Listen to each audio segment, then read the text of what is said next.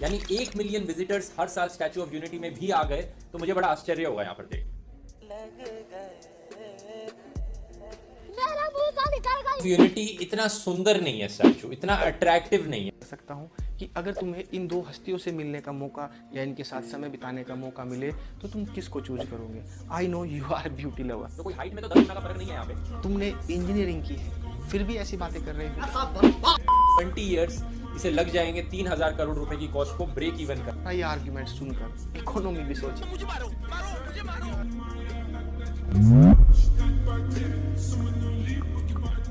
नमस्कार दोस्तों, मेरा नाम है डॉक्टर गौरव अवाना और आज की इस वीडियो में हम मिस्टर ध्रुव राठी द्वारा दिए गए कुछ आर्ग्यूमेंट्स का फैक्ट चेक और पोस्टमार्टम करने वाले हैं और देखेंगे कि उसके जो आर्ग्यूमेंट है किस तरह से सोफिस्ट्री है और वो किस तरह से लोगों को मिसगाइड करता है। और अगर आप भी यूट्यूब पर ध्रुव को फॉलो करते हैं तो आई एम डैम श्योर कि आप इस वीडियो को देखने के बाद एक बार खुद पे हंसोगे ज़रूर कि आपको इतनी छोटी सी बात समझ कैसे नहीं आई। साल 2018 ध्रुव ने स्टैच्यू ऑफ यूनिटी को लेकर एक वीडियो अपलोड किया। अब आप कहेंगे कि मैं इतनी पुरानी बात क्यों कर रहा हूँ। देखिए, इन 5 सालों के अंदर स्टैच्यू ऑफ यूनिटी को लेकर इतना सफिशिएंट डेटा आ चुका है कि ध्रुव की उस वीडियो का, ना केवल वीडियो का, उसके जो सोफिस्ट्री आर्ग्यूमेंट है उनको एक्सपोज करने के लिए वो काफ़ी सफिशिएंट है। तो चलिए अब एक एक करके ध्रुव के उन आर्ग्यूमेंट को देख लेते हैं। देखिए, इस वीडियो में सबसे बड़ा आर्ग्यूमेंट ध्रुव का इनकम जनरेशन को लेकर था कि क्या जो इस प्रोजेक्ट में पैसा लगा है क्या वो रिकवर हो पाएगा या नहीं। 1 मिलियन होता है 350 मिलियन यानी 35 करोड़ रुपीस हर साल स्टैच्यू ऑफ यूनिटी जनरेट करेगा, यानी कि 120 ईयर्स इसे लग जाएंगे 3,000 करोड़ रुपए की कॉस्ट को ब्रेक इवन करने में। अब तुम्हारा ये आर्ग्यूमेंट सुनकर इकोनॉमी भी सोचे। मुझे मारो मुझे मारो। नहीं, ये मजाक हो रहा है। ध्रुव, आई थिंक तुम्हें इंडियन इकोनॉमी की समझ नहीं है, इसीलिए तुमने शायद ये बात कही है। देखो, तुम्हें इस बात को समझने के लिए पहले इंडियन इकोनॉमी को समझना होगा। हमारी इंडियन इकोनॉमी का केवल 10% हिस्सा ही ऑर्गेनाइज सेक्टर से आता है, बाकी 90% हिस्सा अनऑर्गेनाइज सेक्टर से आता है। अगर इस बात को लेमन नज़रिए से देखा जाए तो इसका सिंपल सा अर्थ यही है कि हमारी सरकार या हमारे इकोनॉमिकल इंस्टीट्यूशन भारत में होने वाले जितने भी ट्रांजेक्शन हैं उनका केवल 10% का ही रिकॉर्ड रख पाती है, बाकी 90% हमारे पास कोई रिकॉर्ड नहीं होता। और शायद यही रीज़न है कि भारत में केवल 1% लोग ही इनकम टैक्स जमा करते हैं और सरकार कुछ नहीं कर सकती क्योंकि उनके पास कोई रिकॉर्ड है ही नहीं। ध्रुव, अब तुम सोचोगे कि मैं तुम्हें ये बातें क्यों बता रहा हूँ, क्योंकि तुमने कहा कि केवल 25 करोड़ रुपए का रेवेन्यू कलेक्शन हुआ, लेकिन सिर्फ और सिर्फ 25 करोड़ रुपए ईयरली रेवेन्यू जनरेशन होता है इन सारे टूर। तुम्हें ये बात पता होनी चाहिए कि ये कलेक्शन केवल ऑर्गेनाइज सेक्टर का है। इसमें अगर आप अनऑर्गेनाइज सेक्टर को भी जोड़ लोगे तो एक्चुअल अर्निंग लगभग 250 करोड़ रुपए के आसपास बैठती है, क्योंकि जो ये ऑर्गेनाइज सेक्टर है केवल 10% है। यानी 1 मिलियन विजिटर्स हर साल स्टैच्यू ऑफ यूनिटी में भी आ गए तो मुझे बड़ा आश्चर्य होगा यहाँ पर देख।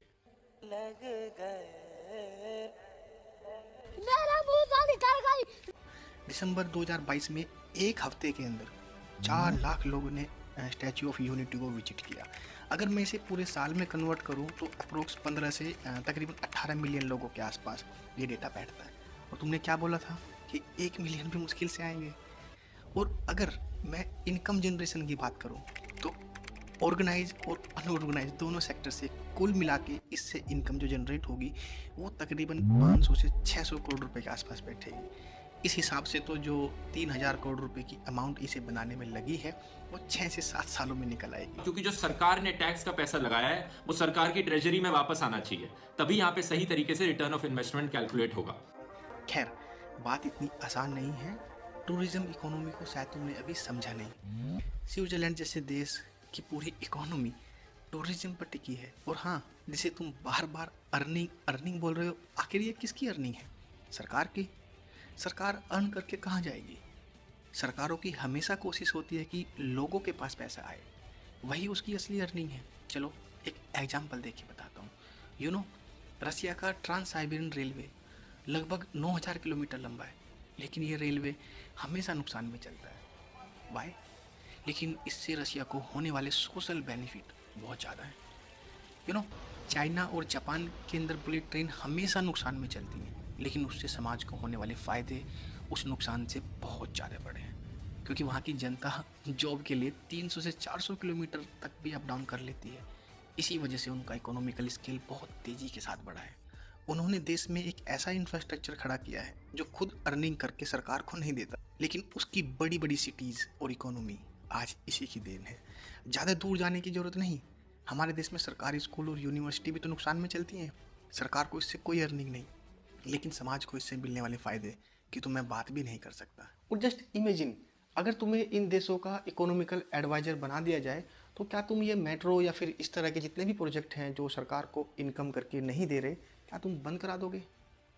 देखो, तुम्हारी प्रॉब्लम यही है कि तुम इस स्टैचू या इस सेक्टर को एक बड़ी पिक्चर में नहीं देख रहे, और तुम्हारे एनालिसिस में यही मिस्टेक है कि तुम उस अर्निंग को अर्निंग मान रहे हो जो सीधा सरकार की जेब में जाए। सरकार ने टैक्स का पैसा लगाया है, वो सरकार की ट्रेजरी में वापस आना चाहिए, तभी यहाँ पे सही तरीके से रिटर्न ऑफ इन्वेस्टमेंट कैलकुलेट होगा। लेकिन ऐसा नहीं होता ब्रदर।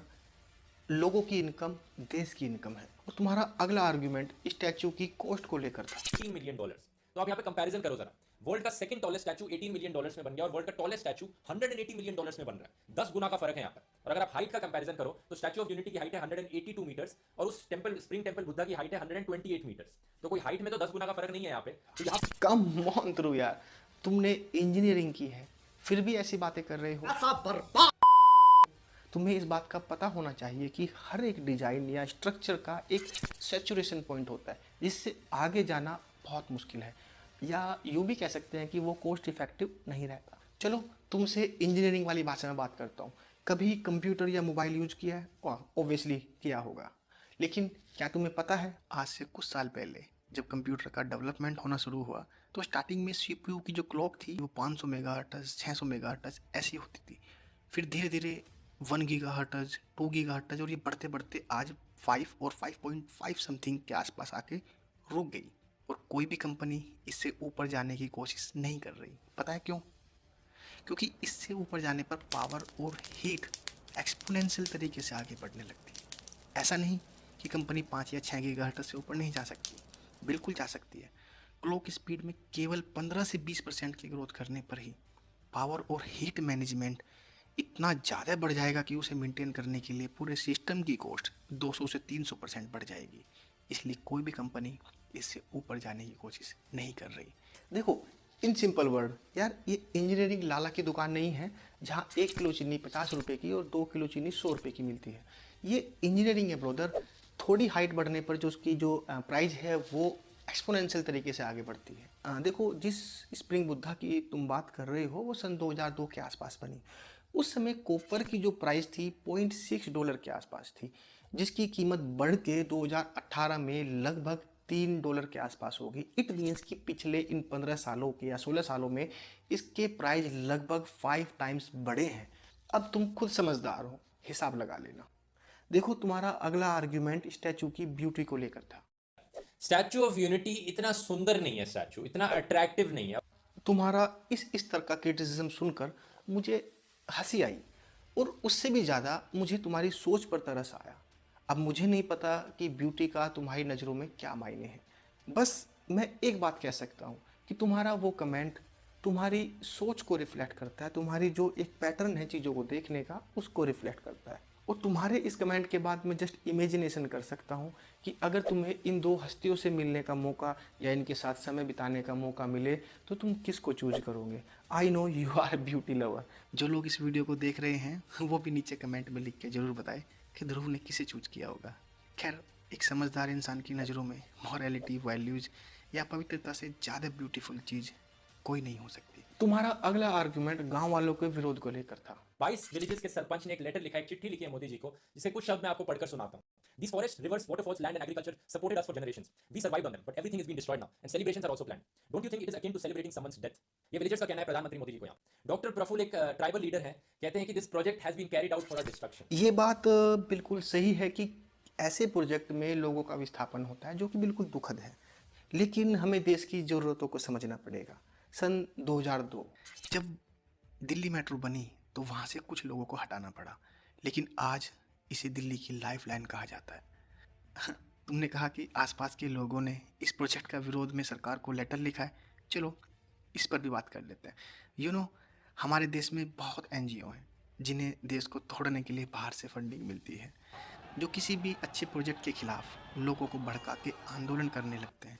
और देखो ये बातें मैं नहीं बोल रहा, ये बातें कही थी हमारे देश के प्रधानमंत्री डॉक्टर मनमोहन सिंह जी ने। अब देखो ये किस तरह की पॉलिटिक्स है ये तुम भी समझते हो। देखो तुमने अपना नैरेटिव सेट करने के लिए इस लेटर का रेफरेंस दिया, चलो इस नैरेटिव को भी तोड़ देते हैं। देखो कोई भी समझदार इंसान किसी ऐसे प्रोजेक्ट का विरोध नहीं करेगा जिसमें उसका खुद का प्रॉफिट हो रहा हो। अरे हमारे यहाँ तो किसी गांव के आसपास से कोई हाईवे निकल जाए तो गांव के लोग लड्डू बांटने लगते हैं, और ये तो इतना बड़ा प्रोजेक्ट है। ये बागेश्वर धाम वाले जो बाबा हैं, आप इन्हीं को ले लो, इनकी वजह से जो इनके आसपास के डिस्ट्रिक्ट हैं उनका प्राइस जो है वो आसमान छूने लगा है, और जो धाम के आसपास के जो गांव हैं उनकी कीमतों में जो उछाल आया है उसके बारे में तो मैं बात ही नहीं कर रहा। एक छोटी छोटी दुकानों का जो किराया है गाँवों के अंदर वो 1 लाख से ऊपर चला गया है। Can you imagine? Just you can check it.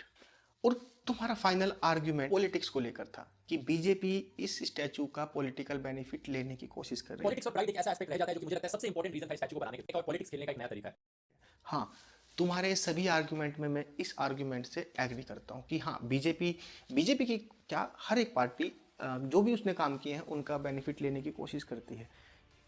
लेकिन हमारे देश के अंदर कई हजार प्रोजेक्ट ऐसे हैं जो कि नेहरू फैमिली के नाम पे चल रहे हैं, उसके बारे में क्या कहोगे? और बहुत दूर जाने की ज़रूरत नहीं है, दिल्ली के अंदर केजरीवाल मोहल्ला क्लिनिक का जो क्रेडिट है अपने नाम लेकर क्या उनका पॉलिटिकल प्रॉफिट लेने की कोशिश नहीं करते? बिल्कुल करते हैं।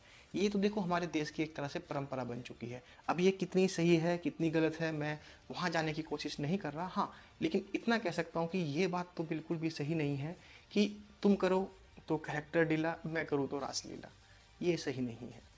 दोस्तों आपका इस बारे में क्या विचार है नीचे कमेंट में मुझे ज़रूर बताएं, मैं आपसे नीचे कमेंट सेक्शन में मिलता हूँ।